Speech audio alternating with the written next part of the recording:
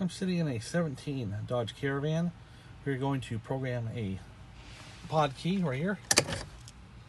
We're going to put this key in, turn it on. You can see that the security light on the bottom below the neutral shifter sign is blinking because it's not programmed.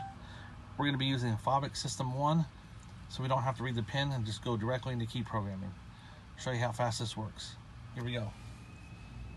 Dodge.